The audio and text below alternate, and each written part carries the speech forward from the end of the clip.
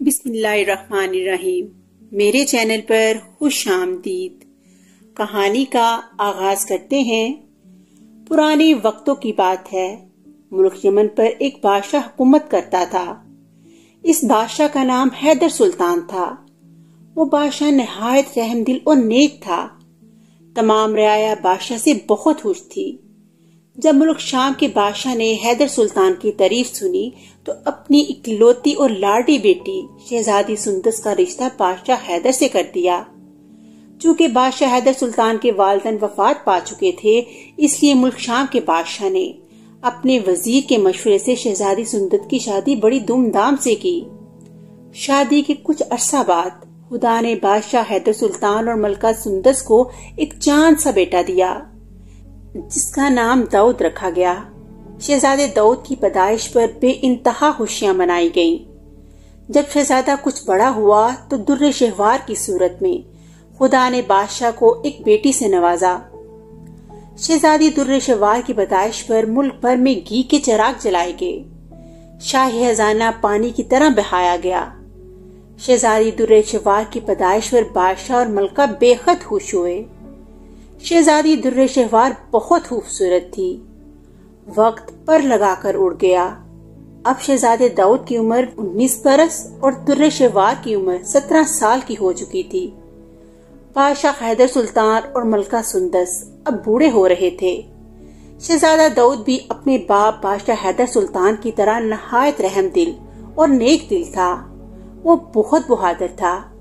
ایک رات جب محل کے سب لوگ بے فکری کی نیند سو رہے تھے کہ شہزادی در شہوار کے کمرے سے ایک المناک چیخ ابری، جس نے سارے محل کو جگا دیا۔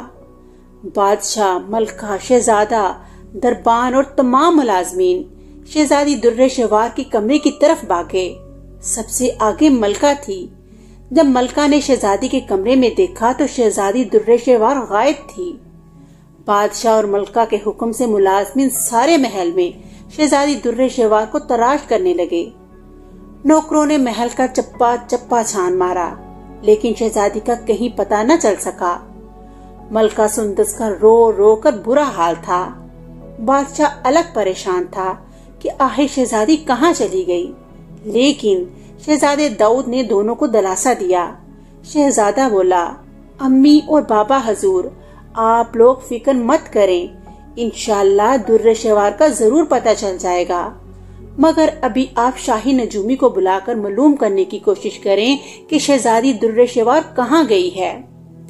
شہزادہ داؤد عقل مندی کی بات کر رہا تھا، جس نے سب کو امید دلائی۔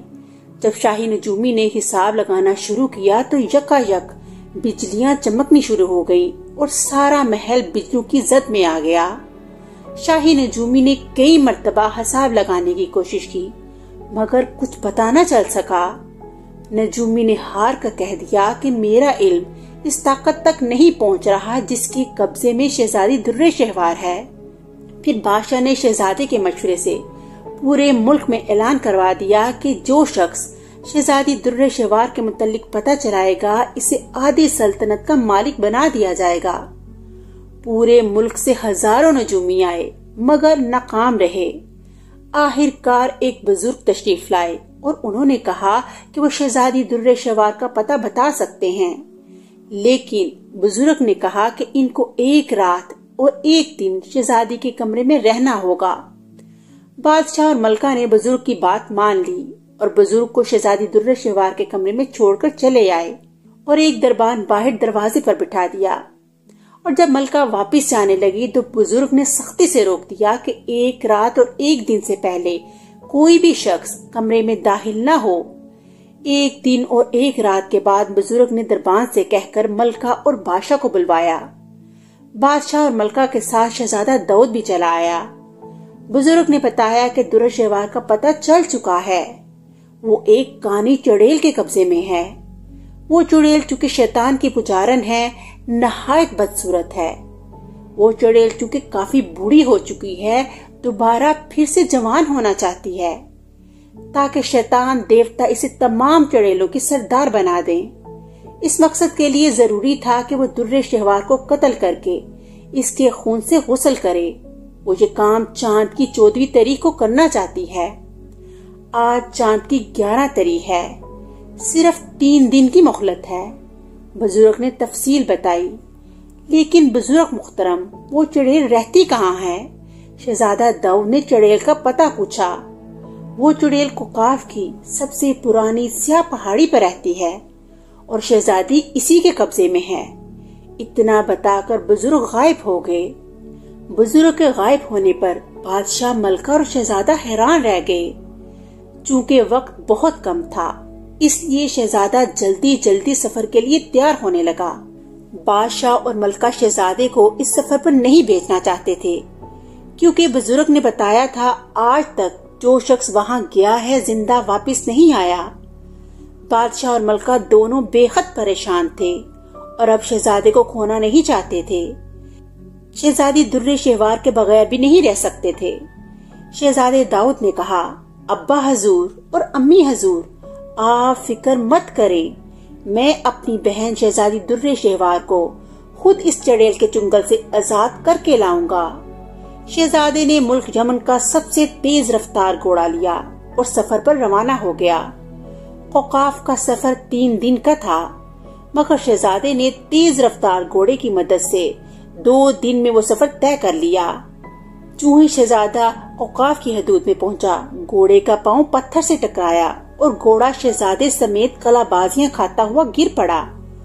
شہزادے کے گرتے ہی گھوڑا پہاڑوں کی طرف بھاگ کر نظروں سے اوجھل ہو گیا۔ اب تو شہزادہ بہت پریشان ہوا۔ شہزادے، میں تمہاری مدد کو آیا ہوں۔ اس پکار پر شہزادہ داؤد نے سامنے دیکھا تو وہی بزرگ سامنے تھے جنہوں نے شہزادی در شہوار کا پتہ بتایا تھا۔ ہاں بزرگ محترم، مجھے آپ کی مدد کی ضرورت ہے۔ اللہ نے آپ کو رحمت بنا کر میری مدد کے لیے بھیجا ہے۔ شہزادے نے خوش ہو کر کہا، تو یہ لو قلین اور یہ انگوٹھی، اس انگوٹھی کو پہن لو، اسے پہنتے ہی کوئی جادو تم پر اثر نہیں کرے گا، اور یہ قلین تمہیں پہاڑی کی غار تک پہنچا دے گا۔ بزرگ نے شہزادے کو تمام تفصیل بتائی۔ آپ کا بہت بہت شکریہ، شہزادے نے خوش ہو کر کہا۔ اب جلدی جاؤ شہزادے، جلدی جاؤ، وقت بہت کم ہے۔ اتنا کہہ کر بزرگ پھر غائب ہو گیا۔ شہزادے نے انگوٹھی پہنی اور قلین پر بیٹھ کر قلین کو حکم دیا کہ وہ اسے پہاڑی کی غار پر پہنچا دے۔ قلین اڑنے لگا اور شہزادے کو غار تک پہنچا دیا۔ جب شہزادہ غار پر پہنچا تو دیکھا ایک بدصورت کانی چڑیل شہزادی در شہوار کو زمین پر ڈال کر منہ ہی منہ میں کچھ پڑھ رہی تھی اور شہزادی پر پھونکے مار رہی تھی۔ چڑیل نے آنکھیں بند کر رکھی تھی۔ شہزادہ آہستہ آہستہ چلتا ہوا چڑیل کے قریب پہنچا اور تلوار کے ایک ہی وار سے چڑیل کی گردن اڑا دی۔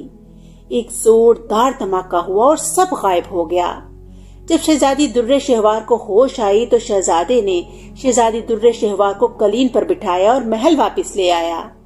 شہزادہ اور شہزادی در شہوار کی واپسی پر سب بے حد خوش تھے۔